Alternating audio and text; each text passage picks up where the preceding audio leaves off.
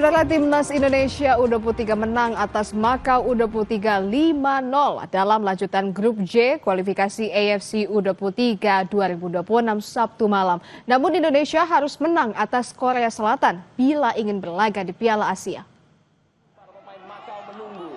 Bermain di Gelora Delta Sidoarjo, Timnas mendominasi sejak menit pertama.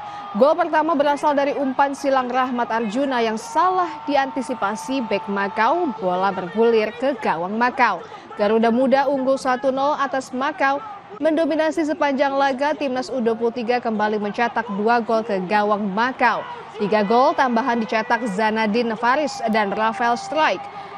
Skor akhir 5-0, Garuda Muda menang atas Makau. Pelatih Timnas Indonesia Gerald Vandenberg meminta anak didiknya memperbaiki kesalahan agar bisa menang melawan Korea Selatan jika ingin lolos ke Piala Asia U23.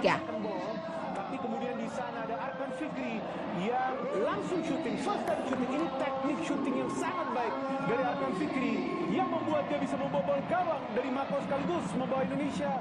Dan saudara, informasi tadi sekaligus penutup jumpa kita di hari siang ini. Kami ingatkan Anda agar jangan lupa cukupi kebutuhan air mineral Anda setiap hari dan rasakan kesejukannya.